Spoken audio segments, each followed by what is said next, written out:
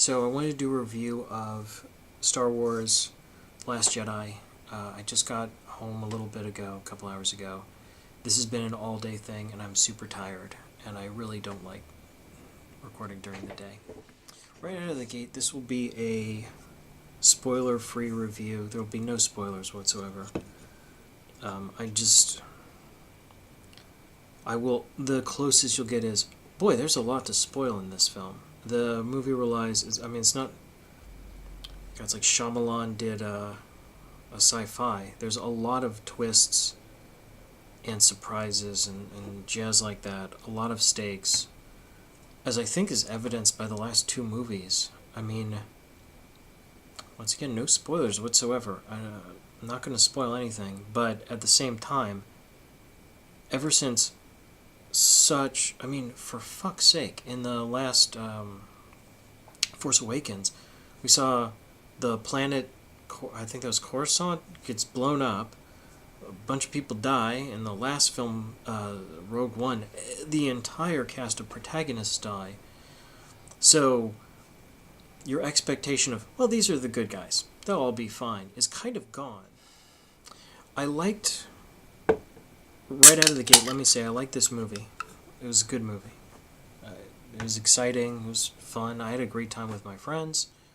I think the 2.5-hour movie might not have been the way to go with this one. This one it's the middle movie.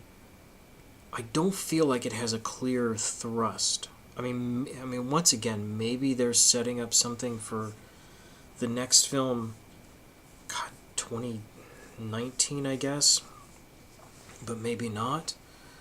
It feels long-winded. This feels like enough story points for 3 films. For the middle of a film, the big exciting, build-up, there's a great deal of danger, we're all in trouble, everything's exciting, everything's leading up to this moment, aka the climax. This movie has 10 of them. Like 10 of them. It's nuts. At some point in this film, I wanted it to pause so I wanted an intermission. I wanted a goddamn intermission, is what I wanted. Between this movie and Rogue One, I think I like Rogue One more. I think I enjoyed this one a little bit more, though. It had more fun stuff, more fun lines.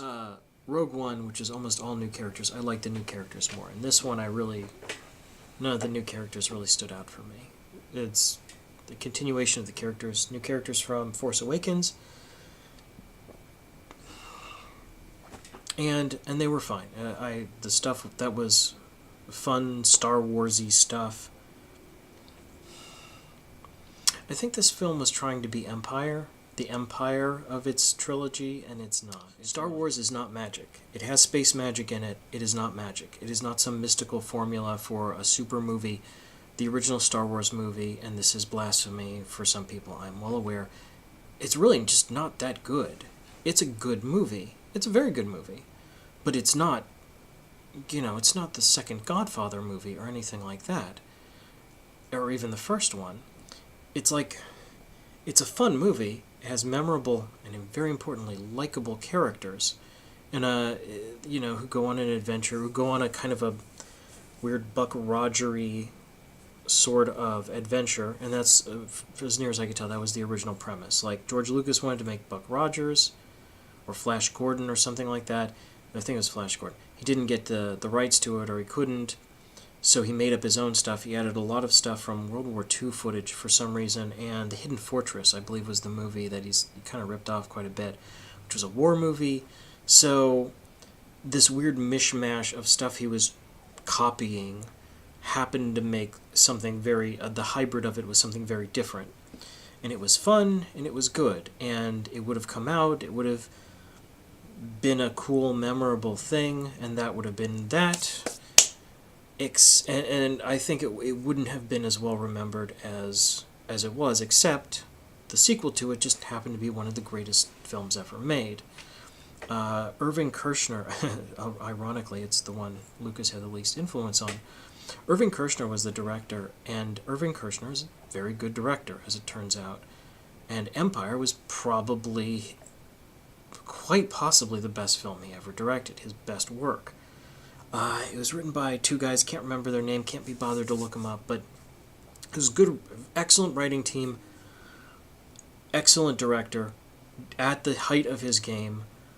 The actors themselves, the ones who were new to acting when Star Wars came out, were really had their legs under them for the second film. I mean, it just everyone was at their apogee. Everyone was doing really well. And so Empire Strikes Back just happens to be one of the best movies in film history. Is this one, Last Jedi? This is one of the best films in film history? No. It's good. It's very enjoyable in places. But it's really long-winded, and in some cases a little too long-winded. I've noticed I haven't seen a lot of reviews for it. Not any full-length video reviews for some reason. I don't know why yet. But I'm getting the impression, and this is kind of my prediction, I think everyone's going to find one thread that they dislike. They're going to say, like, that thread could have been thrown away. Like, there's one plot point on a planet. There's one plot point, once again, no spoilers. One plot point on a planet, one plot point on one spaceship, one plot point on another spaceship, and I think people who saw this and review it are going to say, I didn't like that one, or I didn't like that one. Like, you could have gotten rid of that one. And I don't know if that's true. Maybe. Probably, in fact. This is a strange film. The pacing is very odd.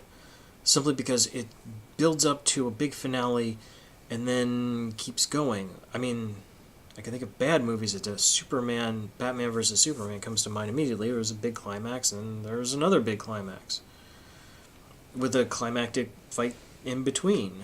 But this thing has like one after another. It's like now we're somewhere else, and now there's another thing going on. Now we're on another planet, and there's another climax.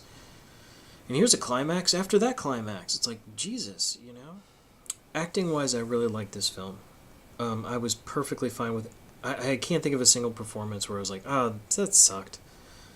Everyone was cool. I mean, either was serviceable, was more than serviceable, or good. A few of them. No one stole the show from me. I liked Mark Hamill in this. And maybe because since Return of the Jedi, Mark Hamill's had done a lot of character acting, a lot of voice acting, famously the Joker, but also other stuff too. This character, I think, is the closest to him. I mean, because 78 or whatever. He was the new guy. What is he going to make his character like? Well, he's just going to say the lines as best he could and act as best he could. The character is probably closer to the voice, the voice of Mark Hamill than any other character he's done since then. And going back to it, that's kind of interesting. I thought so anyway. I thought the plot stories that involved people who could use the Force were particularly good and interesting. I'd recommend seeing that and paying special attention to those. Because I think you could spend the length of that movie just discussing what happened, what you intuit or interpret from that, what you think could have happened or maybe should have happened or were expecting to happen. You could seriously just discussing what went on with the characters who used the Force and just talk about it for, 2.5 hours. What are the odds you're going to see this movie and not like it? Low. I'd say pretty low. I saw this movie in a packed theater. There were adults. There were old people, largely me and my housemates. There were lots of little kids. There were, there were people by themselves, men, women. I mean, there was a very diverse crowd. Whatever, it's fucking Star Wars.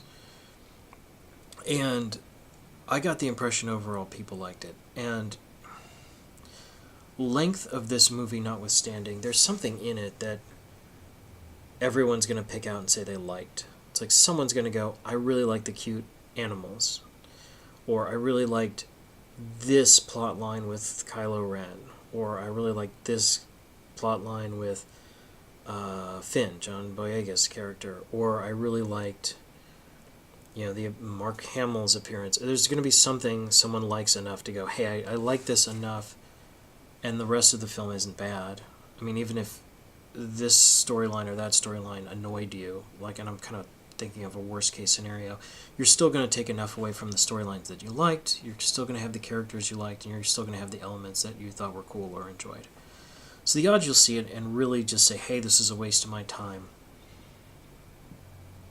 I'd say pretty low. I'd say less than 1 in 5. I mean, I think most people who see this are going to have a pretty good time with it, or at the very least, enough to make it worth their while. Second part of my review, important part, how long would I wait before seeing this movie again? With the gold standard being the original Guardians of the Galaxy, where I would have just walked right back into the theater after seeing the end of it. This one, not as much. Like I said, this was tiring. This felt like a stretch. It didn't... There's so many competing storylines. It was it was over 2.5 hours long, and it felt like it. And that's fine. It's supposed to be a big, epic adventure. But God, it really felt like it. With the weird pacing, I would want to wait at least a few days, if not a week or more. I've had a habit of seeing these films, the big ticket ones, like the Marvel ones, the big sci-fi ones, more than once. This one, I don't know. I might see it one more time, but this is not going to be like a Guardians of the Galaxy. I'm going to see it 4 times in the theater type of films. I'll maybe see it once more. And mostly just because I have a friend who hasn't seen it yet and needs to see this, who really digs Star Wars. Because there's a lot in this film to like. So we'll go with that. Closing thoughts on this Star Wars, The Last Jedi. I thought it was good overall. It was very good, in fact. If you're a big Star Wars fan, you're going to pick out stuff that you really like, and that's just going to make your day. If you really liked the droids, or you really liked the original cast for Star Wars, a couple of them are in it or mentioned quite a lot, in fact, and you'll be tickled. You'll really like it. You'll get a thrill out of that. The rest of it isn't boring, for damn sure. And I mean, like I said, his thing just keeps climaxing. It's nuts. It's not. I don't think it's groundbreaking. This is not some new stage of filmmaking. This isn't The Matrix or some other, or the original Star Wars or Empire Strikes Back. It's a good movie. It's an enjoyable film. It's an enjoyable big budget film that has something for all ages, and I'll give it that. And we'll call it there.